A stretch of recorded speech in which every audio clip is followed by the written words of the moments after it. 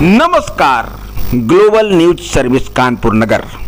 कानपुर के चंद्रशेखर आजाद कृषि एवं प्रौद्योगिक विश्वविद्यालय में शुक्रवार को संपन्न हुई संयुक्त मंडली खरीफ उत्पादकता गोष्ठी 2026 में प्रदेश के किसानों को आधुनिक कृषि तकनीक की जानकारी दी गई। कार्यक्रम की अध्यक्षता प्रमुख सचिव कृषि रविंद्र ने की, जबकि मुख्य अतिथि रहे कृषि शिक्षा एवं कृषि अनुसंधान मंत्री उत्तर प्रदेश शासन सूर्य प्रताप शाही। गोष्ठी में कानपुर, चित्रकूट धाम और झांसी मंडल के किसानों ने भाग लिया। कृषि प्रदर्शनी में बीज, जैविक खाद, मृदा परीक्षण, भूमि संरक्षण और खाद्य प्रसंस्करण से जुड़े स्टॉल लगाए गए थे। कृषि वैज्ञानिकों ने किसानों को खरीफ फसलों की नवीन तकनीकों की जानकारी दी। मुख्य अतिथि सूर्य प्रताप शाही ने कहा कि वैदिक काल से भारत में प्राकृतिक खेती की परंपरा रही है। रासायनिक उर्वरकों के अत्यधिक प्रयोग से भूमि की उर्वरा शक्ति घट रही है और बीमारियां बढ़ रही हैं। प्रदेश में 110 लाख हेक्टेयर क्षेत्र में खाद्यान्न उत्पादन विस्तार का लक्ष्य रखा गया है, जबकि दलहनी फसलों का क्षेत्रफल 4 लाख हेक्टेयर तक बढ़ाने का लक्ष्य निर्धारित किया गया है। उन्होंने बताया कि इस वर्ष प्राकृतिक खेती के अंतर्गत 95 करोड़ रुपए व्यय किए जाएंगे। प्रमुख सचिव कृषि रविंद्र ने किसानों से फार्मर रजिस्ट्री अनिवार्य रूप से कराने की अपील की और जैविक खाद के उपयोग को बढ़ावा देने पर विशेष बल दिया। कानपुर में संपन्न हुई इस गोष्ठी ने यह संदेश दिया कि प्राकृतिक खेती ही भविष्य की सही दिशा है, जहां किसान, भूमि और पर्यावरण तीनों ही होंगे समृद्ध। नमस्कार, ग्लोबल न्यूज के लिए मैं डॉक्टर दीप कुमार शुक्ल।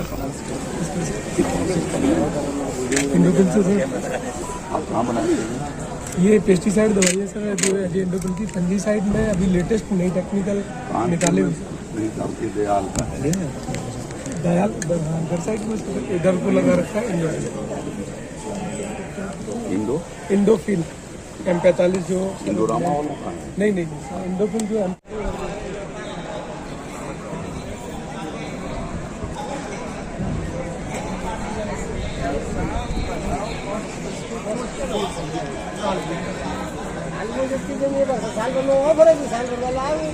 वही मतलब साथ में जब फरे तो छोड़े ले के बाद छोड़ देते हैं।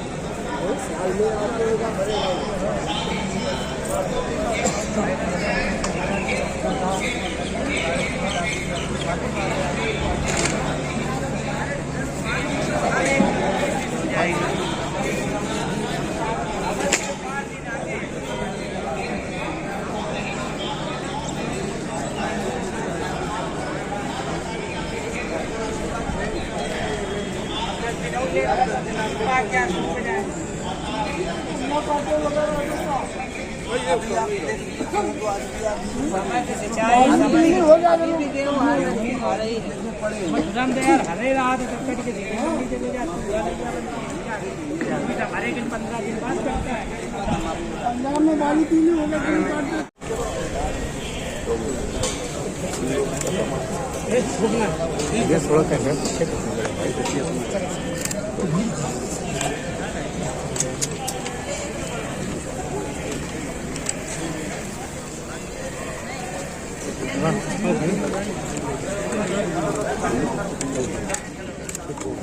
बिठूर के पास है इसका, और ऑर्गेनिक में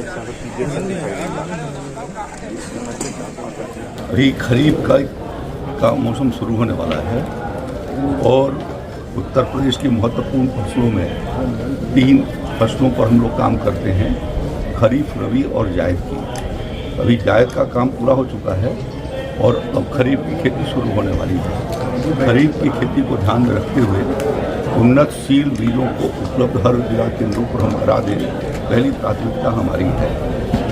खेतों के भीतर हरी खाद बढ़े और रासायनिक खाद का कम इस्तेमाल हो, इसलिए हर जनपद के भीतर हम लोगों ने ढैंचे के बीज पहुँचाए हैं और अब तक 28,000 कुंटल से ज़्यादा ढैंचे का बीज वहाँ पर पहुँच चुका है। धान और दलहन के बीजों में उड़द, मूंग, तिलहन और मूंगफली मिला करके लगभग 70,000 कुंटल बीज हर जनपद के भीतर पहुँच गया है, जो विक्रय केंद्रों पर पहुँचा हुआ है।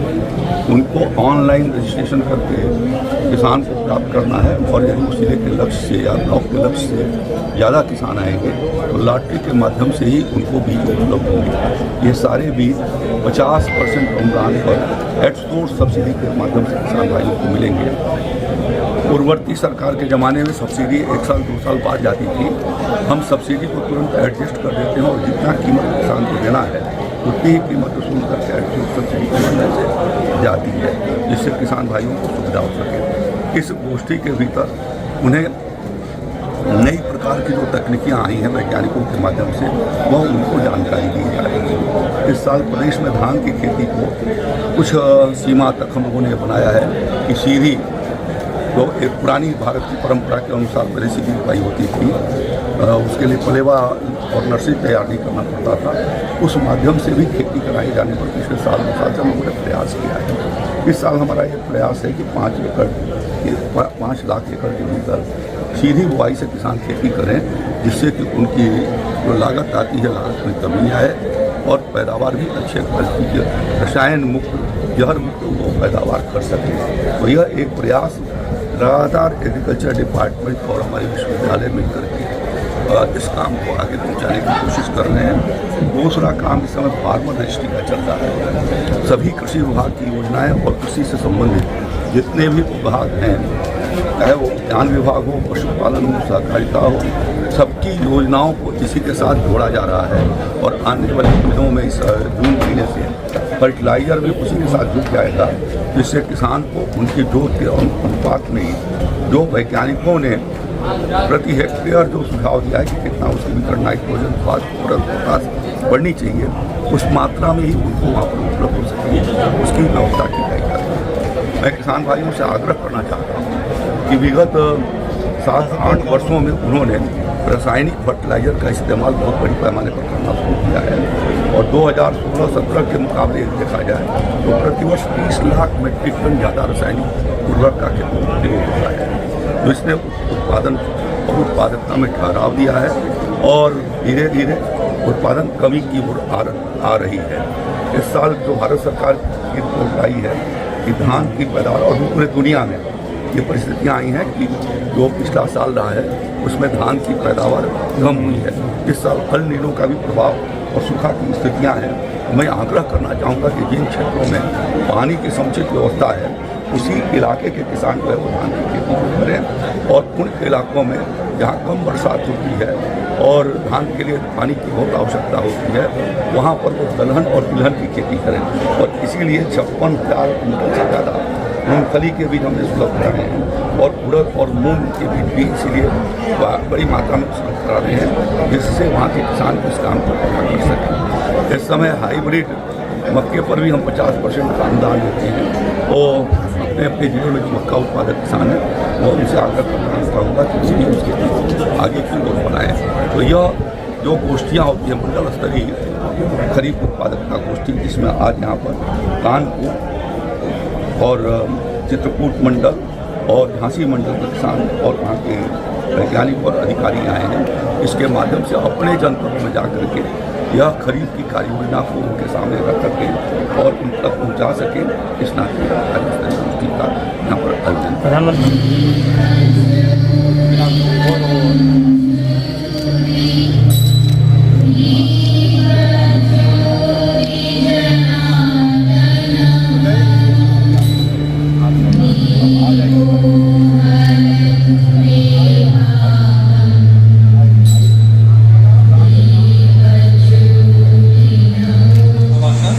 सर मुख्यतः 3 बिंदु हैं फर्रुखाबाद जनपद का।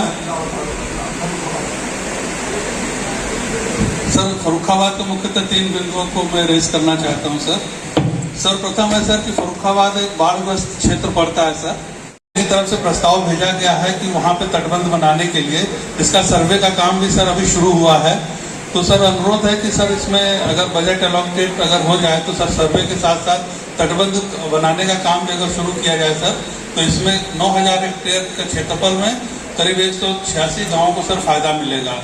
जिनका मैं अपेक्षा करूंगा सर अगर उच्च स्तर पे मैं विचार विमर्श करके कुछ उन पे कार्रवाई हो जाए तो हमारे यहाँ के कृषकों को लाभ होगा। इसमें सर एक हमारे जनपद में सर रेलवे का रैक पॉइंट नहीं है, जिससे ढुलाई में सर अधिक विलम्ब होता है। तो मेरा एक अनुरोध है कि सर जनपद कानपुर देहात में भी एक रेलवे का रैक पॉइंट हो जाए, जिससे हमारे उर्वरक और भी जो सामान है सर उसके लिए हमारी काफ़ी सहूलियत हो जाएगी सर। इसके अतिरिक्त सर दूसरी हमारी अपेक्षा है सर कि उर्वरक भंडारण के लिए सर कानपुर देहात में कोई बफर गोडाउन नहीं है सर।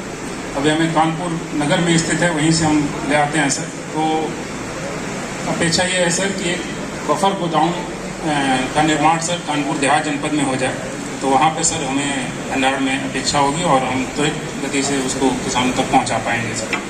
तीसरा सर एक ये है कि हमारे यहाँ जो कुसुम योजना के अंतर्गत तमाम कृषकों ने सर फोटोवोल्टेइक सोलर पंप लगा रखे हैं सर, उसमें उनका कोई सर्विस सेंटर सर जनपद कानपुर देहात में नहीं है, जिसके कारण उनको बहुत कठिनाइयों का सामना करना पड़ता है सर। तो इसमें भी अपेक्षा है कि अगर इस तरह की कोई सुविधा वहाँ पे मिल जाए सर्विस सेंटर की, तो सहूलियत होगी। तो एक और समस्या ये है सर कि हमारे यहाँ जो किसान विज्ञान केंद्र है वो जनपद कानपुर देहात में सर दिलीप नगर एक क्षेत्र पड़ता है सर, वहाँ पे जो कि जनपद मुख्यालय से लगभग 65-70 किलोमीटर की दूरी पे है। जनपद मुख्यालय से सर ये 65-70 किलोमीटर की दूरी पे है दिलीप नगर कृषि विज्ञान केंद्र सर। अनुरोध ये है कि वहाँ पे पास में ही एक विकासखंड मलासा है, वहाँ पे ग्राम डीग में इसी यूनिवर्सिटी का सर एक कृषि फार्म उपलब्ध है, वो मुख्यालय से लगभग 15 किलोमीटर की दूरी पे है। अगर वहाँ पे स्थानांतरित कर दिया जाए तो हमारे जनपद के जो कृषक भाई हैं उनके लिए बहुत ही लाभकारी होगा। ये एक अनुरोध था सर। एक और छोटा सा अनुरोध ये था सर कि हमारे जनपद में सर कद्दू कुमड़ा की खेती बहुतायत होती है सर। इसमें लगभग 11,000 हेक्टेयर के क्षेत्रफल में ये खेती होती है और इसका अनुमानित उत्पादन 2,86,000 क्विंटल है। इसमें सर अगर भारत सरकार से बात करके अगर हम इस फसल को प्रधानमंत्री फसल बीमा योजना के अंतर्गत आच्छादित कर देंगे सर, तो ये हमारे लिए हमारे जनपद के कृषकों के लिए बहुत ही लाभकारी होगा सर। सीडीओ चित्रकूट सर, जनपद में ज़्यादातर जो हमारी ज़मीनें हैं वो ककरीली पथरीली है, पहाड़ी एरिया है, तो वहाँ पर चेक डैम बनाने के लिए सर हम लोग प्रयास कर रहे हैं, लेकिन चूंकि पानी बरसात में आता है और फिर निकल जाता है बहुत तेज़ी से, तो उसमें जितना संख्या हमको ज़्यादा मिलेगी तो हम उतना ज़्यादा कर पाएंगे सर। जनपद में हम लोग 2 काम कर रहे हैं जिला खनिज निधि से। एक ग्रीन ग्राम उत्पाद के तहत हम लोगों ने बीज बांटे हैं सर, मूंग के इस साल बांटने का भी प्रयास करेंगे। करीब 250 किसानों को इसके लिए डीएमएफ से पैसा दिया जा रहा है सर। रामकृपाल चौधरी, आपका जिला? मैं रामकृपाल चौधरी सीडीओ औरैया बोल रहा हूँ सर। हमारे यहाँ क्योंकि इसके पहले 2 जनपदों ने बोला है सर, औरैया में भी सर रैक पॉइंट नहीं है। समस्त उर्वरकों को इटावा, मैनपुरी, फर्रुखाबाद और कानपुर से आपूर्ति होती है, जिसकी वजह से विलम्ब भी होता है, थोड़ा सा हमें खाद की उपलब्धता भी कम हो पाती है सर। और दूसरी समस्या है जनपद में सर कृषि निदेशक कार्यालय बफर गोदाम में स्थापित है, पर्याप्त स्थान न होने के कारण कृषि भवन बनाए जाने की आवश्यकता है। ये 2 मांगे मुख्य हैं जनपद से सर।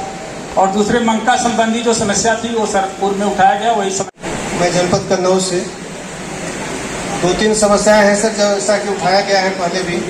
एक तो जनपद कन्नौज में रेल रैक नहीं है सर, फर्रुखाबाद में है, तो ट्रांसपोर्टेशन में बड़ी प्रॉब्लम होती है।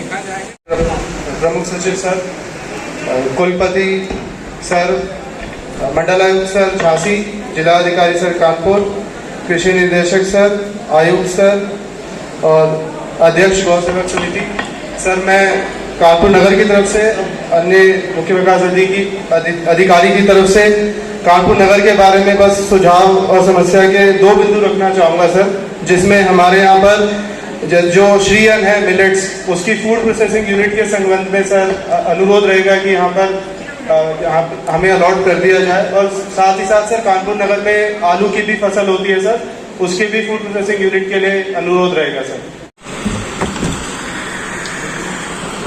जो बुंदेलखंड क्षेत्र में सोलर फेंसिंग का कार्य हो रहा है सर, इसमें 10 हेक्टेयर का प्रावधान किया गया है।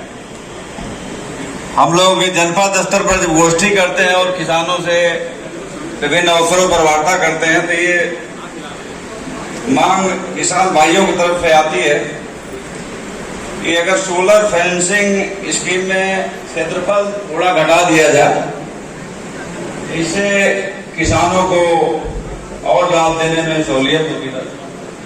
तो मैं श्री राम स्वरूप निरंजन जी, झांसी से अविनाश भार्गव। हेलो, झांसी से अविनाश भार्गव। हमारा माननीय मंत्री जी महोदय जी से एवं विनम्र अनुरोध है कि जो बुंदेलखंड में जो खेत हैं वो उबड़ खाबड़ हैं, उनके लिए एक अलग से अगर वो गठित हो जाए अगर एक बोर्ड तो बहुत अच्छा रहेगा। और मैं मंत्री जी से दूसरा निवेदन करना चाहता हूँ कि हमारे बुंदेलखंड में मटर की खेती होती है, उसको MSP में जोड़ा जाए तो बहुत ही ज़्यादा हमारे किसान भाइयों को फायदा उससे हो जाएगा। और मैं अपने एक सुझाव और है कि हमारे जो खेत है झांसी के पास में एक गांव है गड़मऊ, वहाँ से जो झील निकली हुई है वहाँ से कई किसान खेती नहीं कर पाते हैं नहर के रिसाव के कारण। तो मैं अनुरोध करना चाहता हूँ अगर वो नहर में सीसी हो जाए तो उससे हजारों किसानों को सर फायदा हो जाएगा। जो केवल एक ही फसल करते हैं तो 2 फसल हो जाएगा तो उनको आर्थिक सर मदद मिल जाएगी। मेरा विनम्र अनुरोध है। और किसान भाइयों को भी प्रणाम करता हूँ। मैं चित्रकूट से आया हूँ, मेरा नाम प्रसाद है और चित्रकूट में मेरे यहाँ किसानों की ये समस्या है कि बहुत छोटे किसान हैं, 2-2 और 4-4 बीघा 5-5 बीघा से ज़्यादा नहीं है वहाँ। और ये तार फेंसिंग का जो एरिया बताया गया है 60 बीघे, वो बहुत ज़्यादा होता है। तो मैं माननीय मंत्री जी से अनुरोध करता हूँ कि हमारे चित्रकूट में कम से कम फेंसिंग के लिए एरिया अलॉट किया जाए। माननीय कृषि और प्रमुख सचिव कृषि मंत्री जी, महोबा जिला में 4-5 बहुत महत्वपूर्ण समस्याएं हैं। पुल पहाड़ चकबंदी हो गई, धारा 52 हो गई और उमें कोट अलॉट नहीं हो रहा 4 साल से। ना तो गेहूं बेच पा रहे, ना मूंगफली बेच पा रहे और ना ऑनलाइन होता और ना ये रजिस्ट्री हो पा रही जो करने हैं अवे रजिस्ट्री। और जो कोर्ट मुख्यमंत्री जारी नहीं हो पा रहा, कलेक्टर साहब चिट्ठी लिख चुके, कमिश्नर साहब चिट्ठी लिख चुके, MLC ने विधानसभा में उठाओ और विधायक जी ने विधानसभा में उठाओ। आज तक लखनऊ से कोर्ट महोबा नहीं आया, वह खतौनी फीट नहीं हो पा रही। 3-4 महोबा जिला की एक कर्मचारी नहीं है, सब रिटायर हो गए। अब रिटायर हो गए तो वह डिफाल्टर हो जो है सचिव भर है वो 2 जगह को चार्ज लें। प्रमुख सचिव सहकारिता से निवेदन है कि आप पूरे उत्तर प्रदेश की सोसाइटियों की नियुक्ति निकालें और भरें, नहीं तो किसान की रीढ़ की हड्डी तो सोसाइटी है। अब सोसाइटी जब कर्मचारी नहीं है तो वही में एक और नुकसान हो। 3 सेंटर कुल पहाड़ में गेहूं खरीद के होते, ADM साहब से हम मिले, उनने की स्टाफ ही नहीं है, हम की हाथन कहाँ खुलवा दें सेंटर। तो जब स्टाफ ही नहीं है तो सेंटर कैसे खुले? 3 सेंटर थे कुल पहाड़ में, एक सेंटर है 10-10 दिना से ट्रैक्टर ठाड़े होते, वो कर्मचारियों की गलती नहीं है।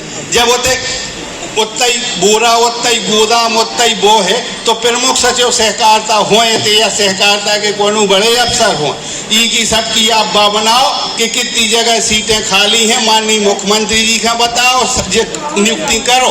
और ना करना हो तो सस्ती वाली नियुक्ति, पढ़े लिखे लड़का बहुत फिर रहे उनका कर लो। हमारा निवेदन जो है, चौथी बात हमीरपुर जिला की है, हमीरपुर जिला में रेक पॉइंट बन जाए, हमारा महोबा को आ दो खास हमीरपुर चलो जाए। और एक तो बड़ो समुद्र, एक तो बड़ो रुपया है, एक तो बजट पास हो, सब रेक पॉइंट बना दो जितनी उत्तर प्रदेश की रेक पॉइंट हो, उनकी समस्या हल हो जाए।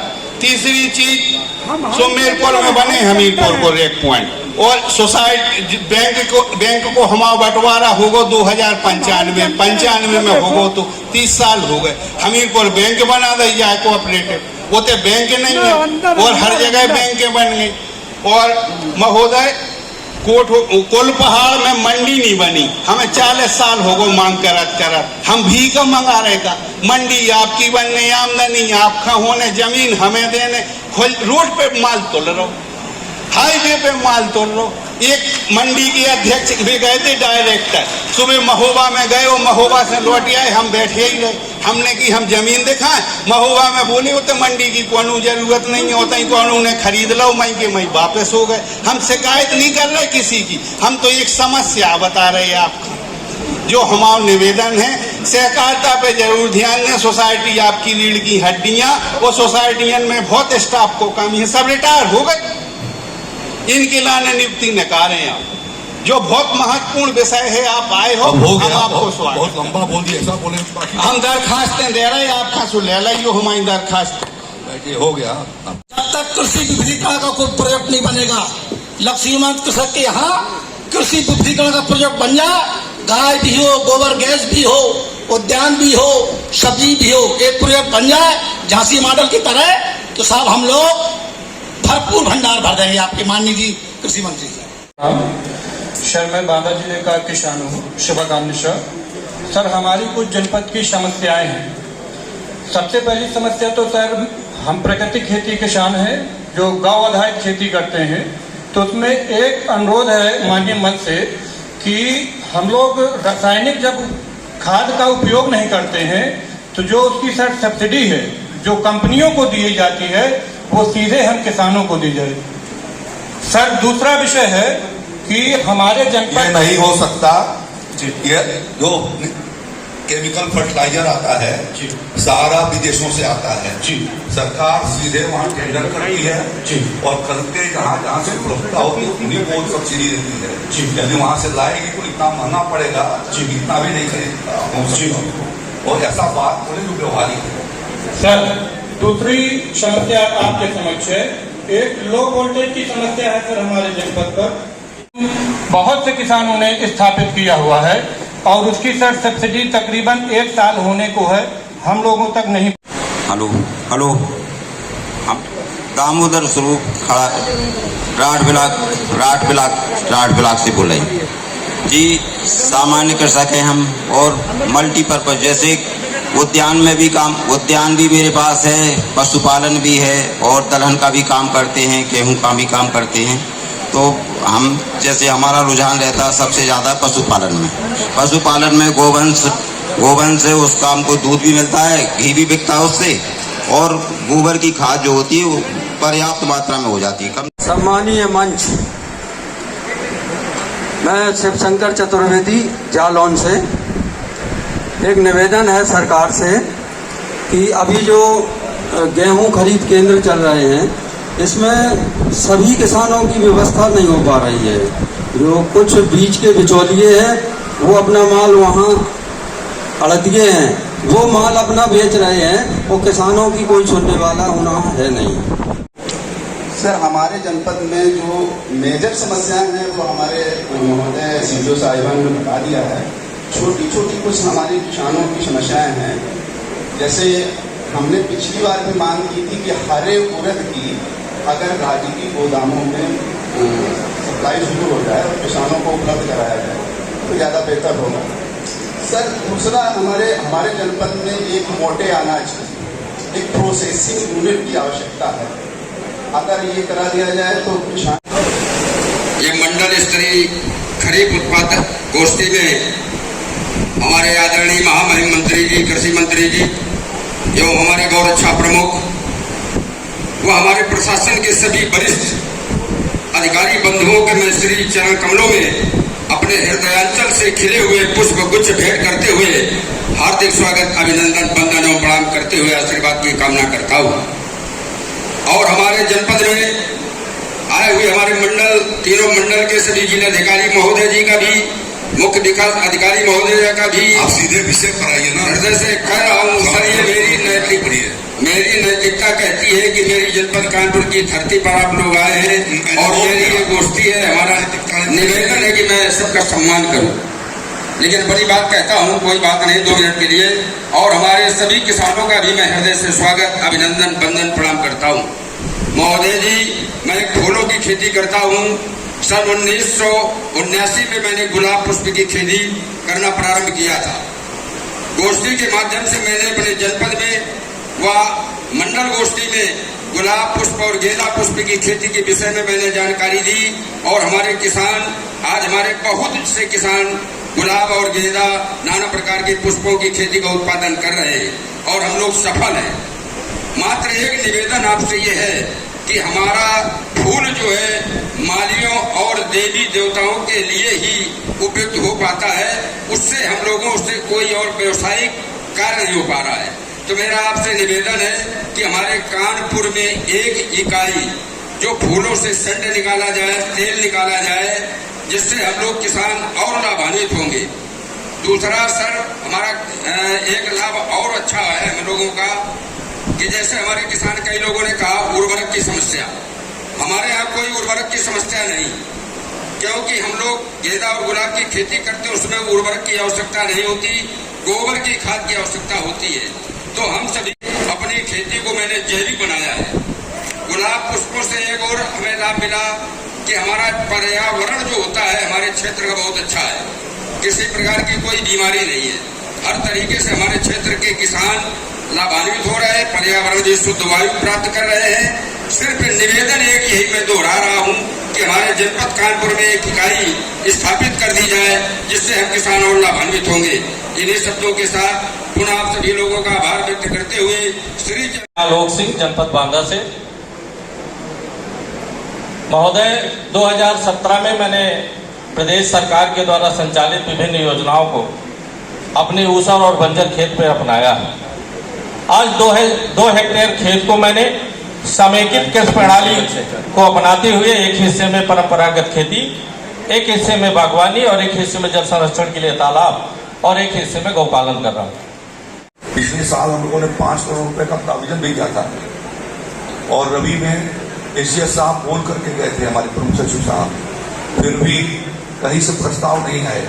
तो आप इसको अपनी जिले की मंडी के साथ बात करिए, एक मंडी के भीतर आप ड्रायर लगाने का प्रोविजन बनाइए, जहां पर उनको उससे सुखाई कराई जा सके और वहां पर सोलराइज करके कोशिश करिए कि उसको पावर कंजम्पशन कम करना पड़े, सोलराइज प्लांट से उसको चलाया जा सके।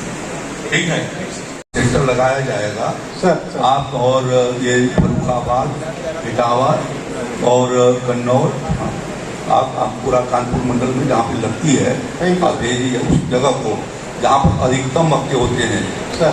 1, 2, 3 केंद्र जो मिनिमम जो जरूरत हो सकती है उसको आप भेजिए प्रस्ताव। अपने गौ सेवा आयोग को सभी कृषकों की तरफ से बधाई देना चाहूँगा, क्योंकि जो उन्होंने प्राकृतिक खेती एवं गौशालाओं को एक साथ कार्य करने की जो पहल की है हमारे प्रदेश में और जो प्रचार प्रसार किया जा रहा है, उससे हम सभी किसान भाइयों को काफी जो है कि लाभ की संभावना है। कहते हैं 80% और 60% नुकसान हुआ है, फिर उसमें किसान को कम से कम मुआवजा मिलता है और आज भी कहीं कहीं किसान को 2-2, 3-3 साल का मुआवजा नहीं दिया गया है। इसलिए श्रीमान मंत्री महोदय से मेरा निवेदन है कि इस पर भी थोड़ा ध्यान दें। जय हिंद। सर, मैं ICAR से थोड़ा सा सुझाव है। उदाहरण के तौर पे जैसे मैं बकरी पालन करता हूँ, तो बकरी पालन में any time milk, any time meat, any time money, मतलब इसी तरीके से सरकार कुछ ऐसी योजनाएं बनाए और सभी जिलों में कि किसान को हर समय कुछ न कुछ आमदनी होती रहे। ही हिस्सा लिया जाता है और सर राजकीय बीज गोदामों पर उसी हिसाब से संकर किस्मों में भी हाइब्रिड वैरायटियों में भी सर ये होने लग जाए तो सर बहुत अच्छा रहेगा, क्योंकि सर मन बनाता है हाइब्रिड कुछ कर दो, लेकिन सर बीजों के रेट मतलब पर केजी कैसे होता है। मेरा मंत्री जी से एक निवेदन अनुरोध है कि हमारे यहाँ जायद में मूंग काफ़ी मात्रा में होती है, तो मेरा सरकार से निवेदन है कि मूंग के जो MSP के केंद्र हैं उनको न्याय पंचायत स्तर पर FPO संगठनों को आवंटित कर दिए जाए, जिससे किसान मूंग अपनी आसानी से बेच सके। ललितपुर जिले में कम से कम 5-6 हजार हेक्टेयर में मूंग और उड़द लगा हुआ है। आपसे विनम्र निवेदन है कि इसके सरकारी गाड़ी लगवाने की कृपा करें। सर दूसरा हमारा एक और निवेदन है कि जो लघु सिंचाई विभाग द्वारा गहरी बोरिंग कराई जाती है सर, उनका लक्ष्य बढ़ा दिया जाए। पिछले साल सर 160 था, बाकी किसानों का नहीं हो पाया था और कम से कम 250 लोगों के पैसे जमा हैं अभी भी। सर तीसरा हमारा एक और है, जो सोलर तार फेंसिंग है सर, वो 5 हेक्टेयर की कर दी जाए, जिससे हम लोग आसानी से करा सकते हैं। उद्यान विभाग हमारा व्यक्तिगत लाभार्थी को भी 1 हेक्टेयर आधा हेक्टेयर में भी फेंसिंग का काम छूट दे रहा है, बशर्ते कि वो हमारी किसी और एक योजना को लाभ में लिया हो, जैसे कि आलू की खेती है, मटर की खेती है। तो हमारे यहाँ 2 स्कीम चल रही है। एक PMFME योजना है विभाग से, जिसमें 5 लाख तक का अनुदान मिलता है। आप आटा चक्की से लेकर के दलिया बनाने की मशीन, तेल निकालने की मशीन, मूंगफली तेल निकालो, सोयाबीन का तेल, कुछ भी कर सकते हो आप।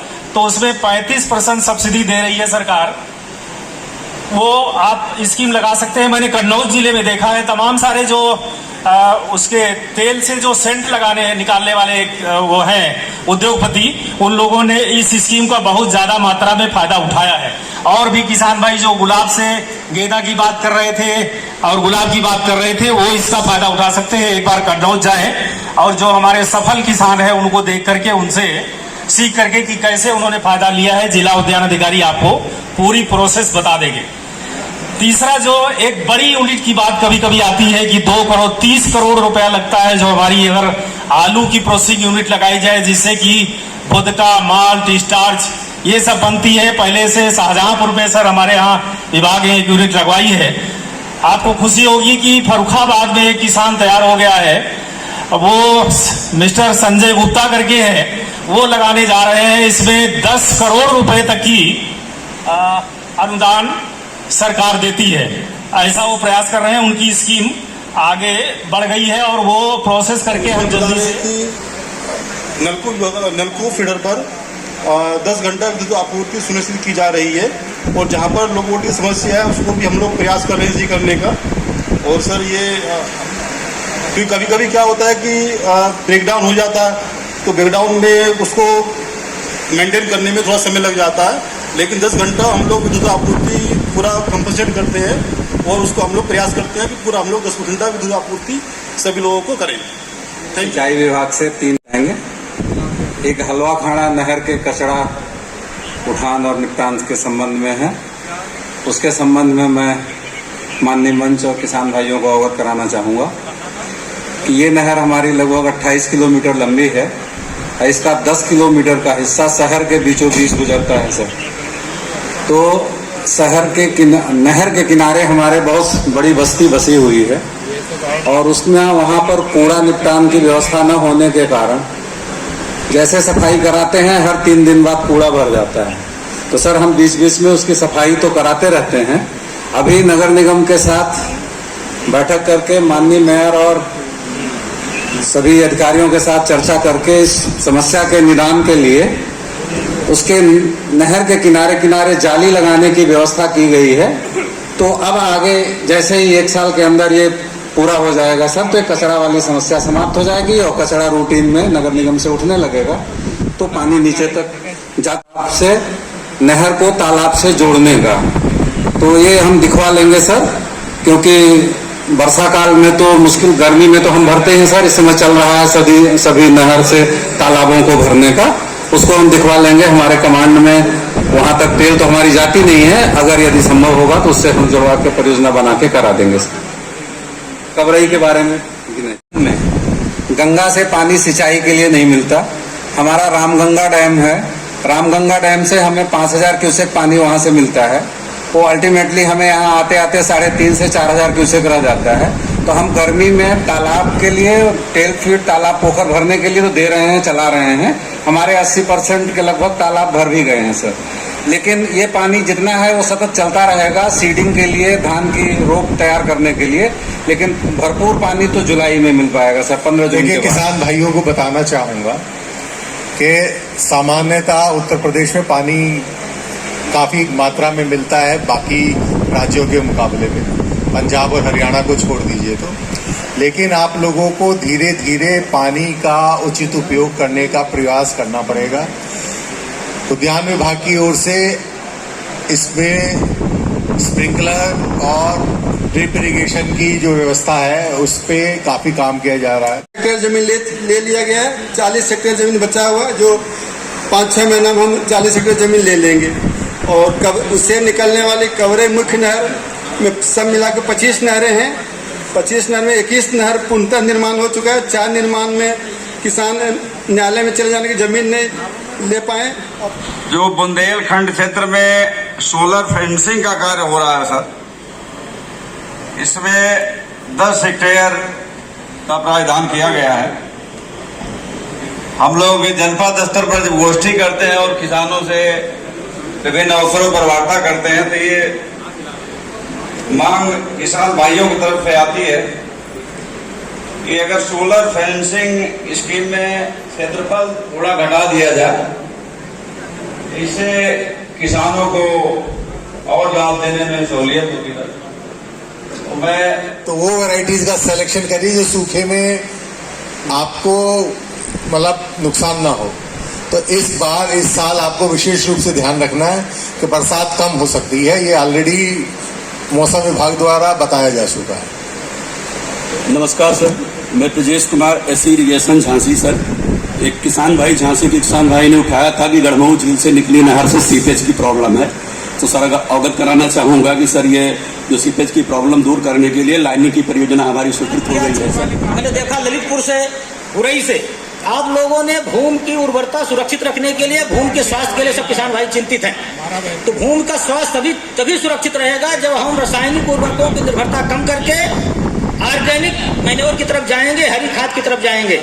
हरी खाद के लिए माननीय कृषि मंत्री जी के निर्देश पर हम लोग एक नई योजना लाए हैं। किसान भाइयों से अनुरोध है कि यदि आप ढेंचा उगाते हैं अपने खेत पर, तो ढेंचा का बीज 20 किलो पर हेक्टेयर लगेगा आपको। साथ में जो उत्पादन होगा 8 से 10 कुंटल पर हेक्टेयर होगा।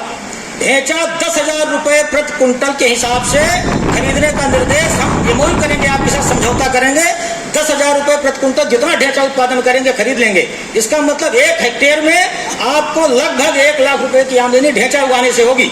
तो जो भी किसान भाई ढेंचा उत्पादन करना चाहते हैं, हमारे बीज विकास निगम के जो कार्यालय हैं, अन्यथा आप उस कार्यालय तो, क्योंकि बीज विकास निगम की कार्यालय कम है, आप अपने क्षेत्रीय जो विकास खंड जहाँ से बीज लेते हैं वहाँ से आप बताइए कि आप ढेंचा का बीज उत्पादन करना चाहते हैं। हमारे जो बीज विकास निगम कार्यालय है उनका कॉन्टेक्ट नंबर आपको मिलेगा, आप पंजीकरण कराइए और ढेंचा का बीज उगाइए। तो प्रमाणित बीज उगाएंगे तो 10,000 रुपए प्रति कुंटल हम आपका खरीदेंगे, श्योरिटी देंगे, लिखा पढ़ी में समझौता कर लेंगे। साथ ही जो टीएल है, जो इस समय बीज आपको मिला है ढेंचा उत्पादन के लिए, हर जगह हम ढेंचा हरी खाद के लिए बीज हमने सप्लाई किया है। जो किसान भाई उससे बीज उत्पादन करना चाहेंगे, सत्यापित बीज, उसमें भी माननीय मंत्री जी का निर्देश हुआ है कि हम लोग विचार करके आपको लगभग 8,000 रुपए प्रति कुंटल वो बीज खरीद लेंगे। तो जो किसान भाई ढेंचा बीज उत्पादन में आना चाहते हैं, प्रमाणित बीज उत्पादन करेंगे, 10,000 रुपए प्रति कुंटल खरीदेंगे। और जो सत्यापित बीज, जो बीज आपको इसमें मिल रहा है, उसमें कोई बीज उत्पादन करना चाहेंगे तो 8,000 रुपए प्रति कुंटल हम आपसे खरीद लेंगे, समझौता करेंगे। तो किसान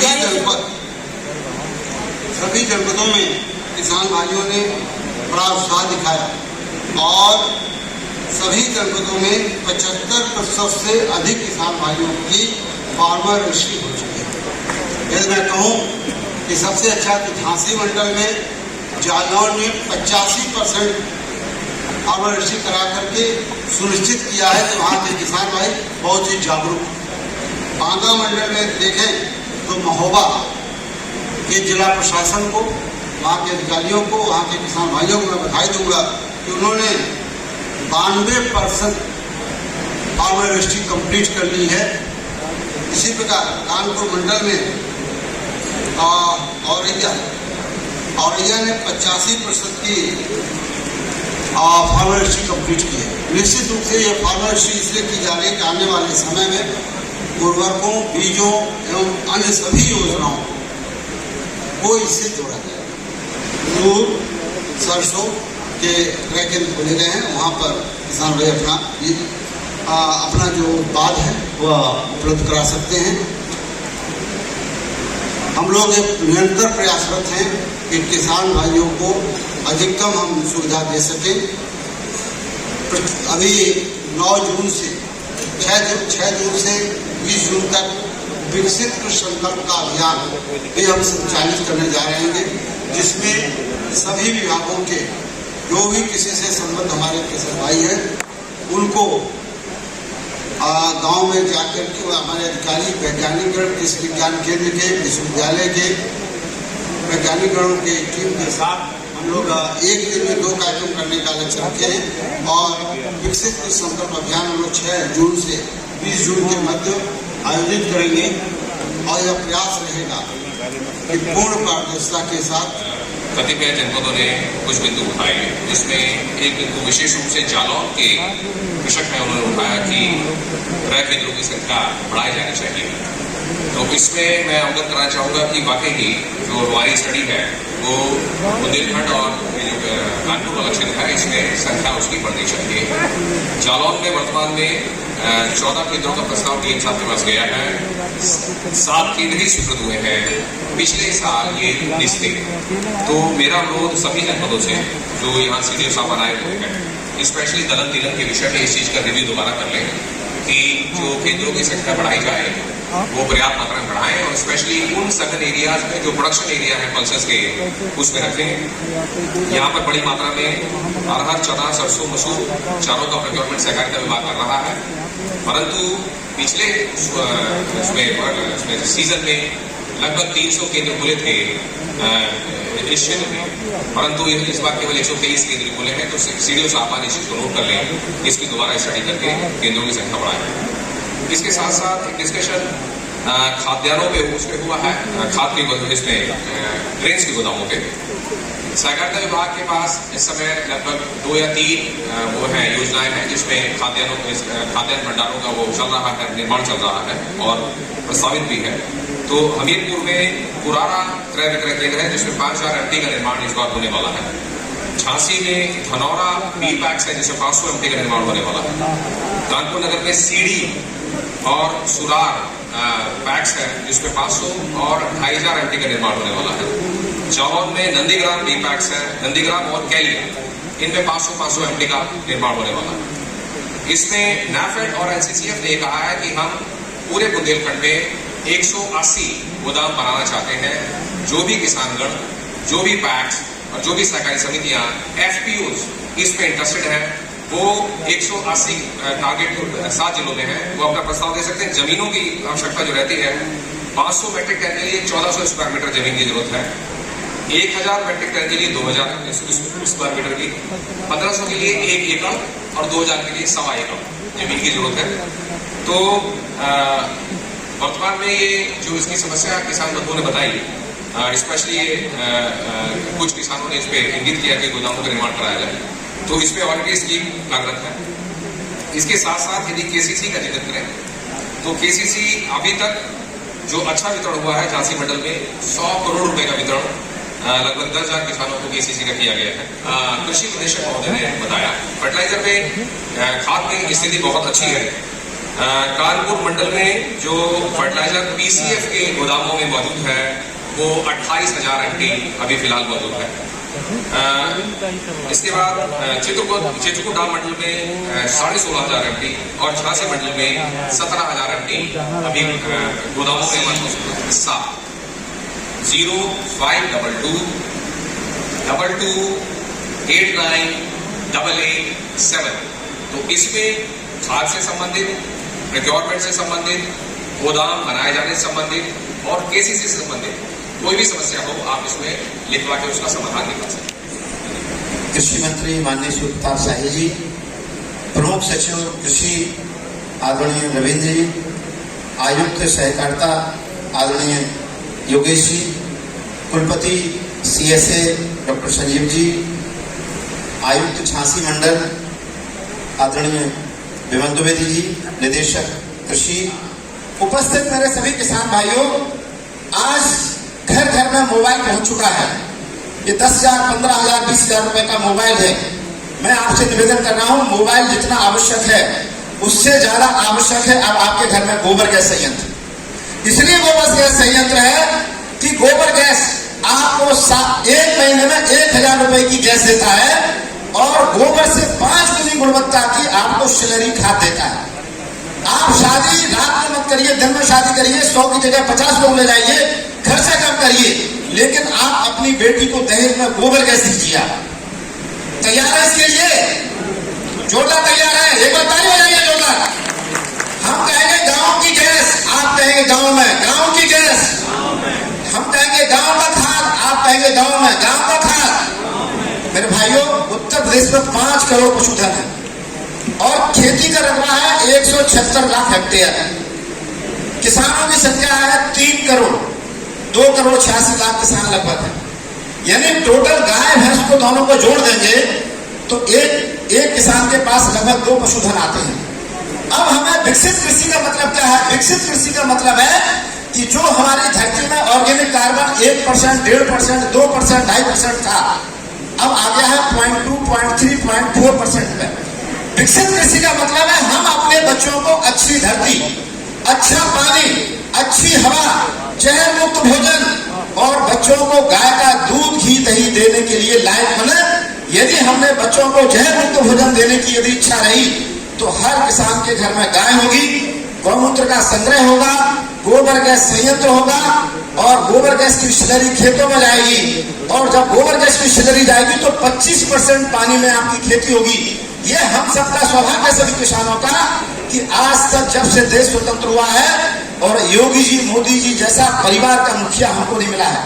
और हम सबका सौभाग्य माननीय शाही जी जैसे हमको कृषि मंत्री मिले हैं, जो मैं कह सकता हूँ इस सदन में जितने लोग बैठे हैं इनसे 1.5 गुना 2 गुना यदि मेहनत करने वाले कोई व्यक्ति हैं तो हमारे माननीय कृषि मंत्री जी हैं। मैं सभी से पूछ लेता हूं कि आप उनकी सवेरे जगने से लेकर रात तक की दिनचर्या देख लीजिए, ऐसा कृषि मंत्री हमें आज तक नहीं मिला। जोरदार हमें अभिवादन करते हैं माननीय कृषि मंत्री जी का कि सारे नौजवानों से, इनके साथ चलने वाले एक इनके साथ समीक्षा अधिकारी थे, बोले भाई साहब हमको साहिल जी से हटवा दीजिए। हमने क्यों? बोले वो जितनी मेहनत करते मैं मेहनत नहीं कर सकता हूँ। मैंने तुम्हारी उम्र कितनी है? बोले 26 साल। हमने क्या 26 साल की उम्र में उनके बराबर मेहनत नहीं कर पा रहे हो? आप बताइए उनके जैसा जोशीला, उनके प्रति किसानों की समर्पित ये कोई व्यक्ति मैं नहीं समझता हूँ कोई हो सकता है। ये हम सबका सौभाग्य है। और दूसरी योजना है कि एफपीओ और महिला स्वयं सहायता समूह गौ सेवी संस्थाओं का संचालन अब योगी जी ने आपके हाथों में सौंपा है। ये प्रधान का कार्यकाल पूरा हो रहा है, प्रधानों के पास समय नहीं है, सेक्रेटरी के पास समय नहीं है, बीडीओ के पास भी समय का अभाव है। उपस्थित सभी सीडीओ साहब से मैं निवेदन करता हूं कि आप अपने क्षेत्र के अच्छे महिला स्वयं सहायता समूह, अच्छे एफपीओ, अभी जालौन के सीडीओ साहब यहाँ पर बैठे हैं, जालौन के सीडीओ साहब, इनके लिए जोरदार ताली बजाइए। इन्होंने अभी 1800 गौशालाओं को महिला स्वयं सहायता समूह के हाथ सौंपा है। और आपको मैं आज से बता रहा हूँ कि हमको कोई नहीं कहता है कि मेरी गौशाला पे आओ, लेकिन उन्होंने एक ऐसी महिला को पहले गौशाला सौंपी थी, नुनबई गौशाला। वो हर 10 दिन में कहती थी भाई साहब आप हमारी गौशाला पे आओ। वो क्यों कहती थी? क्योंकि वो काम कर रही है। कोई प्रधान नहीं कहता है कि साहब सीडीओ साहब मेरी गौशाला पे आओ, डीएम साहब मेरी गौशाला पे आओ। क्यों नहीं? क्योंकि जो चाहते हैं वो नहीं है। तो उनको आत्मनिर्भर किसान बनाने का जो माननीय प्रधानमंत्री जी का संकल्प है, यानी संकल्प है विकसित कृषि संकल्प अभियान, ऐसे हमारे कुछ प्रयोगधर्मी किसान बैठे हैं। आदरणीय अनंत चतुर्वेदी जी, एक बार खड़े हो जाइए। ये हमारे एक ऐसे युवा हैं जो एक उद्योग जगत से आते हैं, लेकिन इन्होंने खेती कर रहे हैं। इनके खेत पर चीफ सेक्रेटरी श्री दुर्गा शंकर मिश्रा जी होके आए हैं, मैं कई बार गया हूँ। ये खेत पर 25 घन मीटर का बायोगैस लगाए हैं, कोई केमिकल नहीं डालते हैं। जो ऊसर खेत था उसको खेती लायक बनाया है। और पहला ये आप सोलर से स्प्रिंकलर चलाते हैं और कृषि यंत्र बना रहे हैं, ये उन्होंने हस्तचालित कृषि यंत्र। मैं ऐसे युवा किसान के लिए और हमारे श्रीमान आलोक सिंह जी, जो मैं खुद उनके खेत में गया हूँ, बायोगैस और उद्यान का, खेती का, पानी का बहुत अच्छा मॉडल बनाया है। श्रीमान दामेंद्र जी, शिवशंकर चतुर्वेदी जी, एपी सिंह जी और सभी मेरे किसान भाइयों जो प्रयोगधर्मी किसान हैं, इनके जोरदार ताली बजाकर हम इनका अभिवादन करते हैं। और मैं सभी लोगों से उपस्थित करता हूँ कि आप ऐसे हमारे जो प्रयोगधर्मी किसान हैं जिन्होंने खेती के आत्मनिर्भर मॉडल बनाए, जो माननीय प्रधानमंत्री जी और माननीय योगी जी के सपनों को साकार कर रहे हैं। आप किसी तीर से जाओ या ना जाओ, लेकिन आप इनके किसानों के खेत पर जरूर जाइए। ऐसे किसान ही आने वाले समय में 2047 तक विकसित भारत का सपना पूरा करने वाले हैं। किसी भी जिले में ऐसी स्थिति नहीं है कि उर्वरक की किसी भी तरह से समस्या आनी चाहिए। एक जगह किसी ने बताया था कि 10 बोरी की लिमिट हर एक डीलर के ऊपर कर दी है। किसान यूनियन के जो भाई थे उन्होंने बताया था, जिला में नहीं पकड़ पाया था। तो इसका जिस भी जिले का इशू है देख लीजिए कि इस तरह की लिमिट क्यों लगाई जाती है। हमारी तरफ से जो सीमा लगाई गई है वो है कि हर एक हेक्टेयर पे 7 बोरी यूरिया और 5 बोरी डीएपी। एनपीके पे हमने कोई रोक नहीं लगाई है क्योंकि हम एनपीके को प्रमोट करना चाह रहे हैं। और अगर इसमें नाइट्रोजन को अगर आप देखेंगे तो 195 किलो नाइट्रोजन 1 हेक्टेयर पे बनती है, जो एक्चुअल में रिक्वायरमेंट से बहुत ज्यादा है किसी भी फसल के लिए अगर आप रिक्वायरमेंट को देखें। तो एक तो हम लोगों ने, लेकिन जो शासन की मंशा है वो ये है कि रासायनिक उर्वरकों का उपयोग अब कम होना चाहिए। हम एकदम खत्म करने की बात नहीं कर रहे हैं, हम ये कह रहे हैं कि इसको कम करिए, धीरे धीरे कम करिए।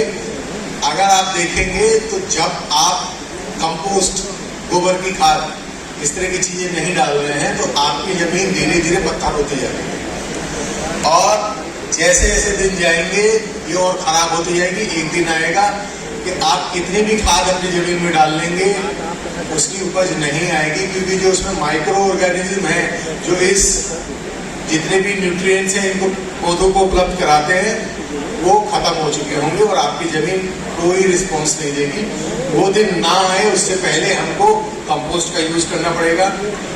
ढैंचा हम लोग उपलब्ध करा रहे हैं, उसके अलावा भी बहुत सी ऐसी चीजें जिनको हरी खाद के रूप में आप इस्तेमाल कर सकते हैं।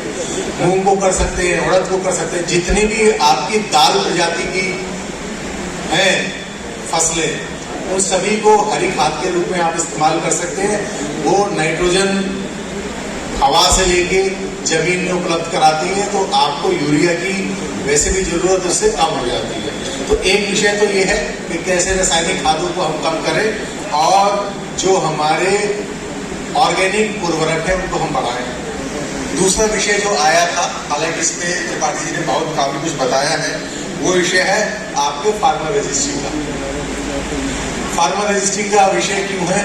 एक किसान भाई ने कहा था कि जो आपके यहाँ खरीद हो रही है वो आड़तियों की खरीद हो रही है और किसानों की खरीद नहीं हो रही। तो उद्देश्य यही है कि कोई ऐसा तरीका हो जिससे आखिर में जाके हम ये कह सके कि किसान की खरीद हम कर रहे हैं। तो फार्मर रजिस्ट्री आपका जैसे आधार है सामान्य आदमी के लिए, वैसे किसान का पहचान पत्र है। आपका नाम आ जाता है, आपके घर का एड्रेस आ जाता है और जितनी जमीन आपके पास है वो आ जाएगी। और जब भी उसके बाद आपने अगर जमीन अपनी बेच दी तो वो हट जाएगी, नई जमीन ले ली तो उसको आप ऐड कर सकते हैं। वो व्यवस्था उसके अंदर है और उसके आधार पे आपको खाद की उपलब्धता, आपकी फसल की खरीद। एक दूसरा उसके संग लगा हुआ जो चीज है वो है डिजिटल क्रॉप सर्वे।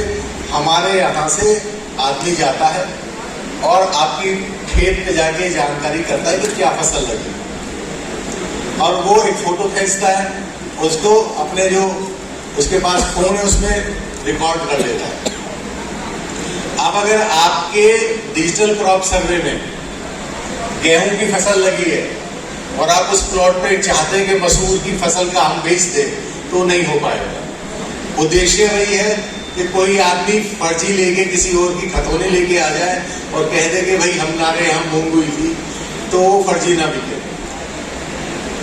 तीसरी चीज, पिछले साल हम लोगों ने मूंगफली की अच्छी खरीद की, लेकिन उससे पिछले साल मूंगफली के अंदर बुंदेलखंड में शिकायत बहुत आई थी कि खरीद सारी की सारी आड़तियों की हो गई।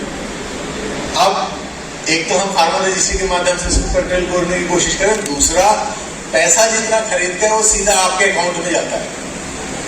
तो अगर आप किसी आड़ती के साथ मिलके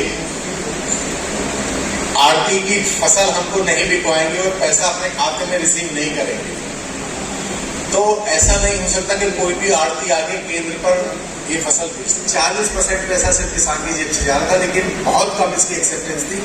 अगर आप इसको लगा लेंगे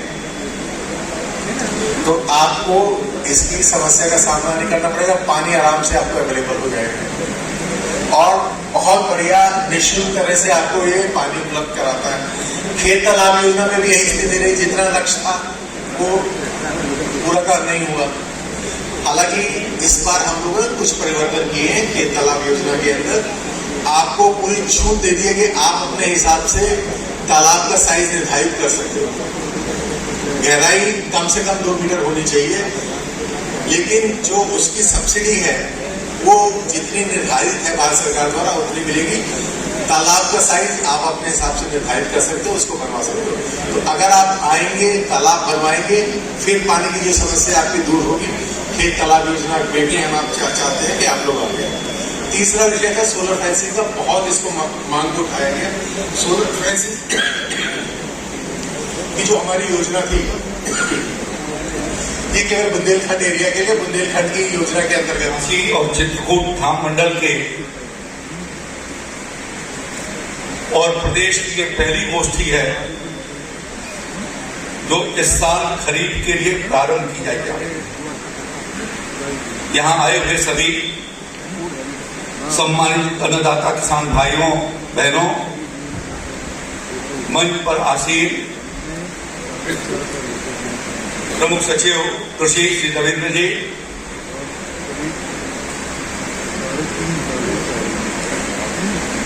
सहकारिता के आयुक्त रजिस्ट्रार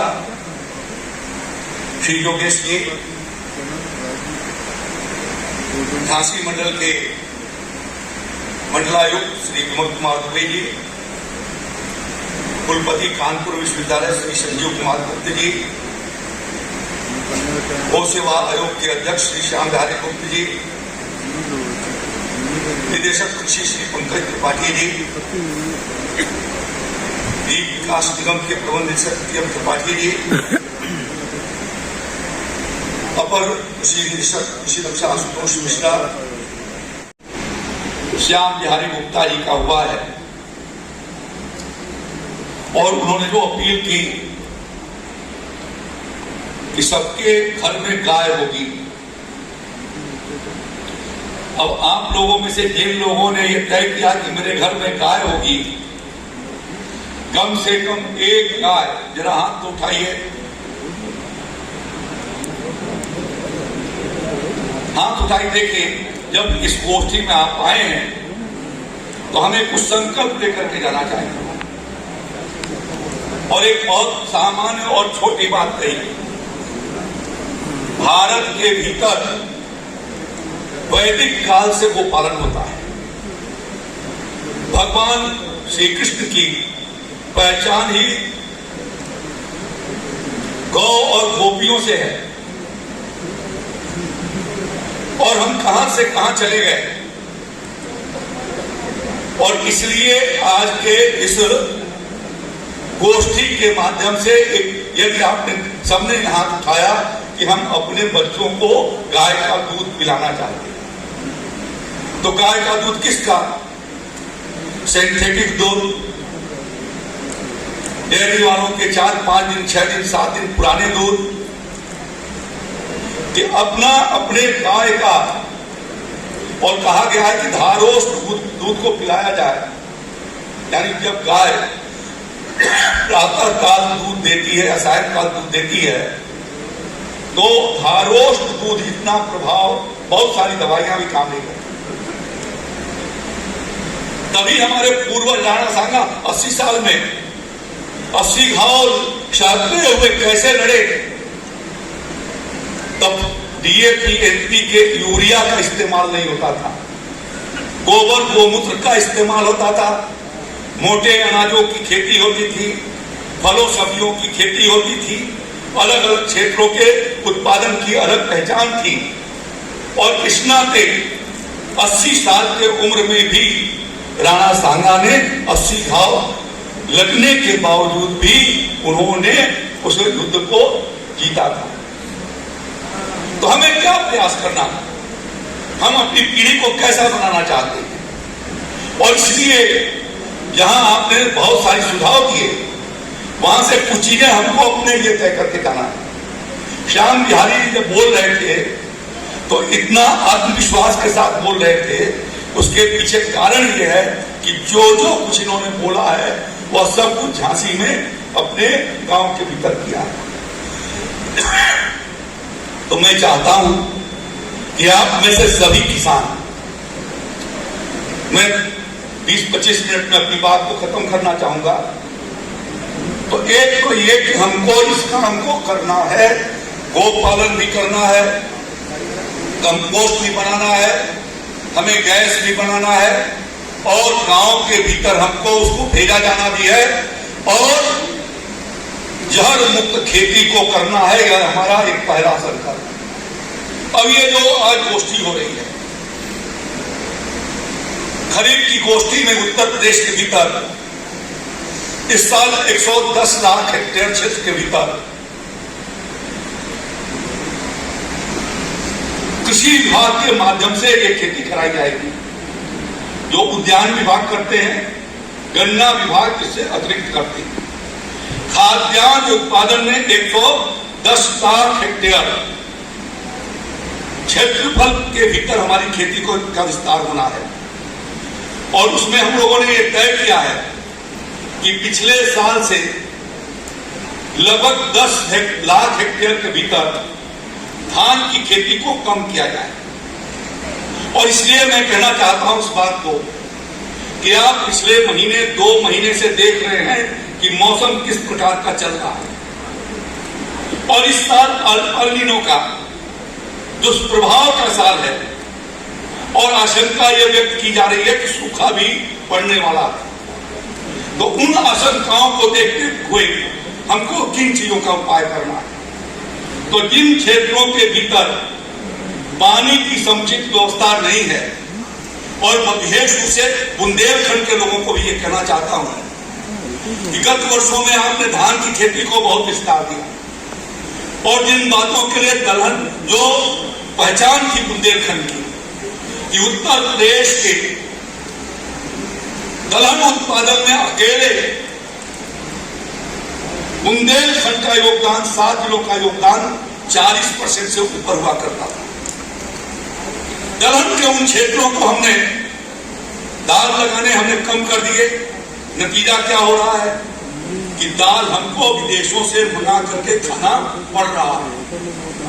प्रधानमंत्री जी ने अभी कहा इस बात को कि हमको जहां हम पेट्रोलियम पदार्थ डीजल पेट्रोल गैस जो घरेलू गैस है उसके साथ साथ हमको तेल खाने में भी कमी करना चाहिए।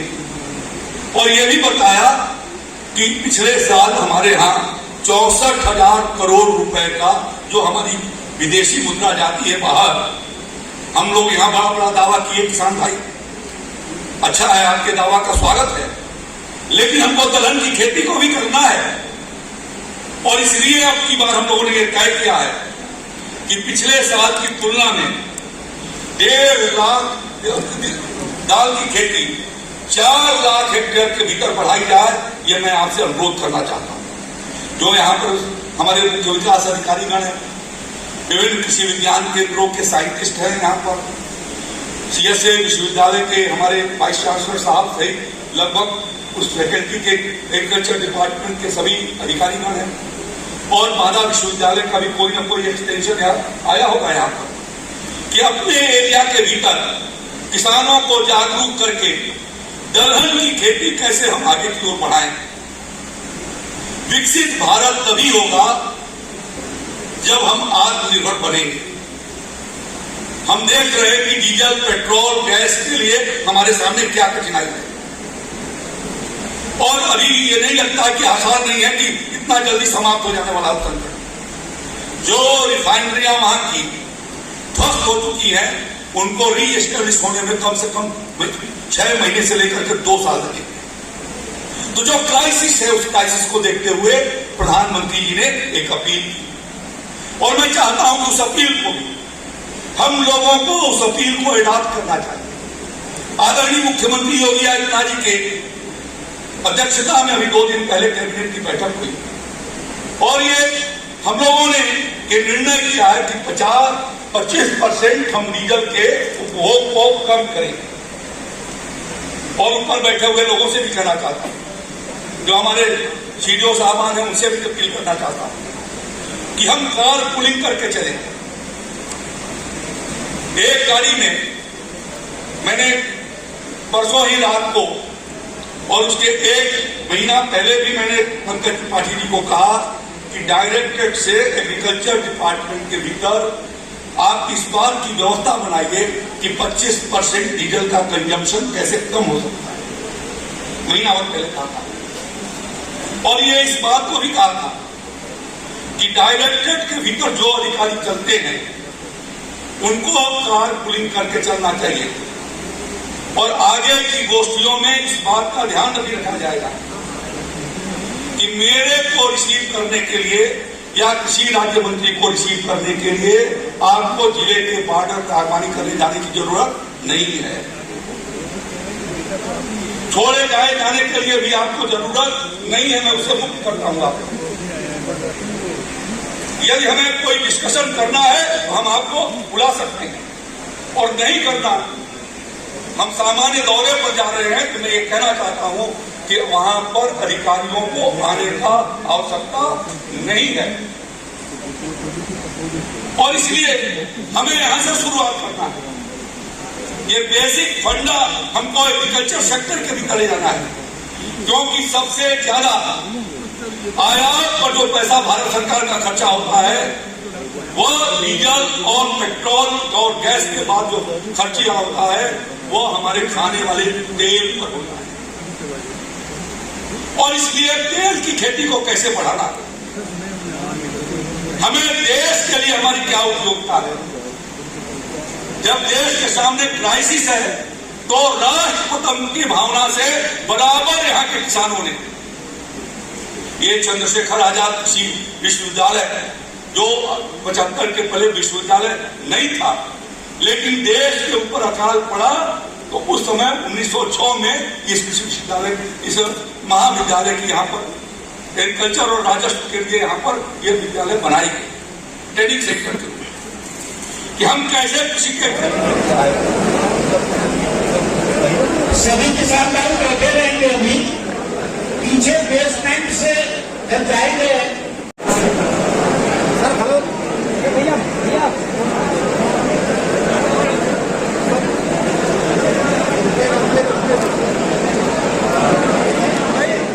जो आपका ये सिंचाई से संबंधित सिस्टम यहाँ पे आपने लगाया है, क्या है ये, थोड़ा सा बताएं इसके बारे में। सर ये सूक्ष्म सिंचाई पद्धति है जो सरकार सर छूट दे रही है 90% और 80% अनुदान पे। अच्छा अच्छा। तो क्या है? सर इसमें ड्रिप सिस्टम है जो कि टपक सिंचाई विधि द्वारा सिंचाई होती है, और एक हमारा स्प्रिंकलर सिस्टम है। तो स्प्रिंकलर सिस्टम है सर, तो उससे फवारा विधि से सिंचाई होती है। अच्छा अच्छा। तो जो हमारी क्यारी वाली फसलें जैसे कि आप वो देख रहे हैं, गोभी हो गया, सब्जी वाली फसलें, उनमें हम लोग ये ड्रिप इरिगेशन लगाते हैं सर। अच्छा, ये वाला। हाँ, इसलिए सर उसमें जितना पौधे को पानी चाहिए होता है, जितना फर्टिलाइजर चाहिए होता है, उतना ही हम लोग प्लांट्स को देते हैं ड्रिप इरिगेशन से।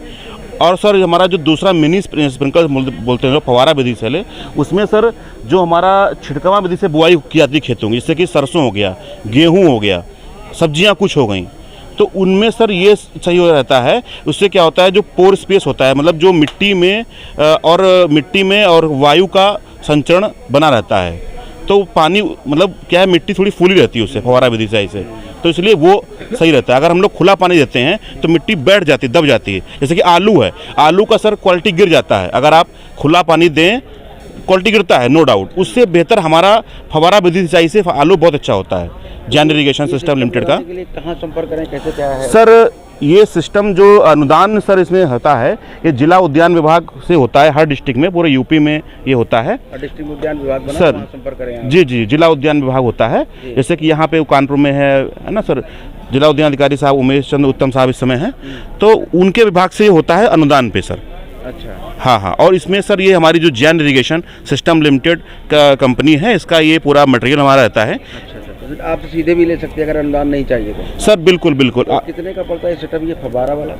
सर ये हम सर इसकी कॉस्टिंग जो होती है सर्वे होकर खेत के निकलता है, लेकिन अमूमन अगर देखा जाए तो लगभग ये 4 बीघे में हमारा लगभग 1,20,000 25,000 के आसपास में आता है। ये सर्वे होने पर डिपेंड करता है कि किस साइज़ की वहाँ पे पाइपलाइन लग रही है, 3 इंच की लग रही है कि 4 इंच की लग रही है, और वो उसके साथ क्या मटेरियल लग रहा है सर। ड्रिप वाला नहीं सर, ये फवारा वाला बता रहे हैं, और ड्रिप वाला इससे थोड़ा सा करीब 1.5 लाख के आसपास कॉस्ट रहता है।